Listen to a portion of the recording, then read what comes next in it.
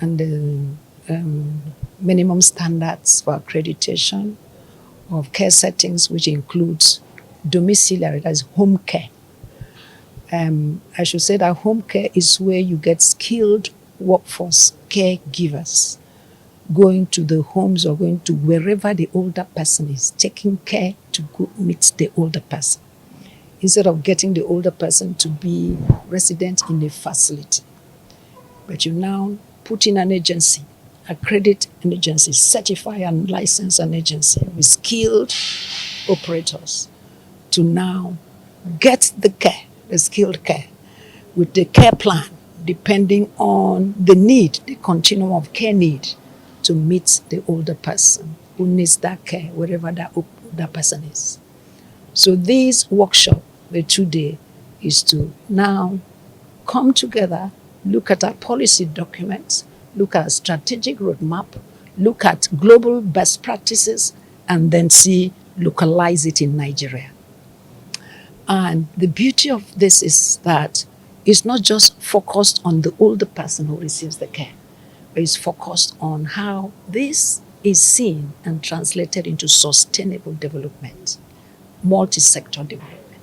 So how does this domiciliary care, taking care to the older person, training and certifying caregivers, training, certifying and operationalizing and licensing care agencies, how does it affect the family?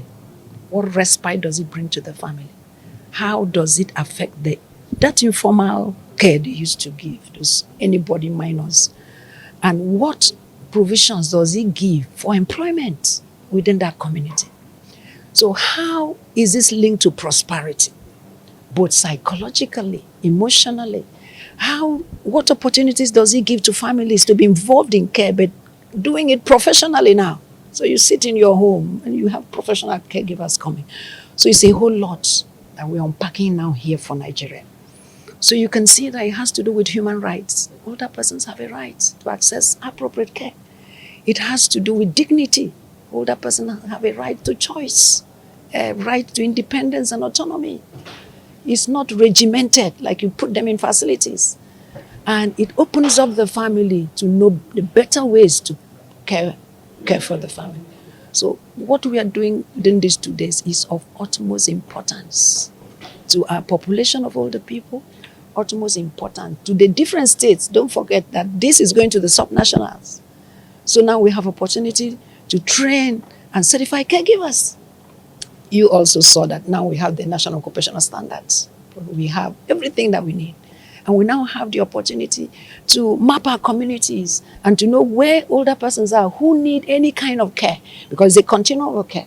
Is it just low-level care? Is it medium care? Or is it intensive care? That they don't necessarily have to be hospitalized, but they just need people who know what to do, who are sensitive. So this is huge for our communities. It is huge for job creation. It is huge for the certification. So you're not just any caregiving. So now we have brought dignity, professionalism, formality into caregiving. And the beauty of it is that these levels of training has been integrated in the federal government employment scheme. So they can get jobs. So what NSCC is doing is really opening up the geriatric social care subsector. It's a subsector, it's an industry. So we have moved from identifying the care settings we want in Nigeria, moved from, drafting the policies, all the different kinds of policies, moved from developing the strategic map, moved from, getting everybody together. We now have a council, a geriatric social care sector council. We have a council. Now we have training providers, and these are our state and federal university teaching hospitals with geriatric units. So NSCC has drawn every important sector into this thing. And so you enter a state will have a training center. A state will now, funding care agencies. The trained caregivers now have the care agencies who will, employ them. And the next step that we are moving is how do we make this care affordable?